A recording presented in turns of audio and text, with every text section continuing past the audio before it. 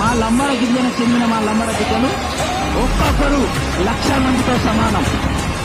ఇక్కడ మీటింగ్ ఏర్పాటు చేసిరంటే మీ పతనం మొదలైందన్నట్టు.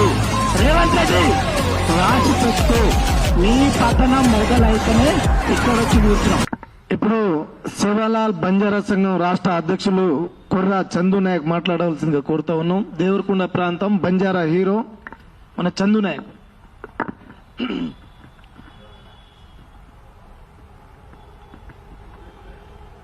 సేవలాల్ బాపు విగ్రహం మధ్యమడుగులో వద్దు, ఇక్కడ హైదరాబాద్లో నిర్మించాలని చెప్పి ఆ కాన్సెప్ట్, ఆ జయ జెండా తోటి అన్ని సంఘాల నుంచి ఇక్కడ సమావేశం ఏర్పాటు చేసుకోవడం జరిగింది.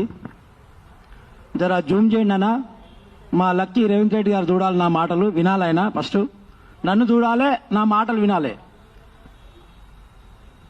దేవరకొండ 2022-23 దేవరకొండ మాజీ ఎమ్మెల్యే, ఇప్పుడు టీఆర్ఎస్ పార్టీ గత పార్టీ ఉన్నప్పుడు బాలునాయక్ గారు ఎమ్మెల్యే గారు వచ్చి సేవలాల్ జయంతి నాడున అన్నగారు మీరు సేవలాల్ జయంతి అటెండ్ అవుతున్నారు, అంతా బాగానే ఉంది, కానీ ఆ ఫిబ్రవరి 15 నాడున సెలవు దినం ప్రకటించాలని చెప్పి ఆ రోజు చెప్పడం జరిగింది.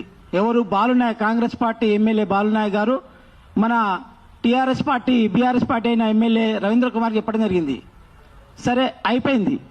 ఇప్పటికీ 2-3 సంవత్సరాలు గడిచింది పార్టీ వచ్చి, 2.5 సంవత్సరాలు దగ్గర అయితే బాలునాయక్ గారికి నేను ఇప్పుడు Congress party MLA Devarakonda MLA Balu Naik గారికి నేను సూటి ప్రశ్న మరి హెచ్చరిస్తా ఉన్న విషయం ఏంటంటే, సేవలాల్ బంజారా సంఘం తరపు నుంచి బాలునాయక్ గారు సేవలాల్ జయంతి 15 నాడున సెలవు దినం ప్రకటించాలని కూడా చిత్తశుద్ధి లేకపోతే నువ్వు ఏం రాజకీయం చేస్తున్నావు, ఏం నాయకుడివి, మమ్మల్ని ఏ విధంగా న్యాయం చేస్తున్నావు?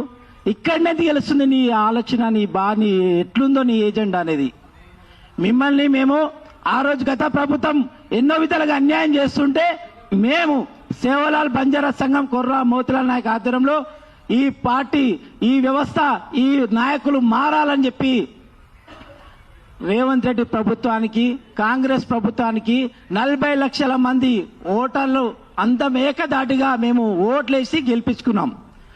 అయితే ఈరోజు చూస్తా ఉంటే 2.5 సంవత్సరాలు గడుస్తున్నా కూడా కనీసం మా లంబాడలో కానీ మా సామాజిక వర్గానికి కానీ ఏదైనా న్యాయం ఉందంటే 0, 0. నువ్వు రేవంత్ రెడ్డి, నీకు నేను హెచ్చరిస్తా ఉన్నా ఈ విషయం పట్ల.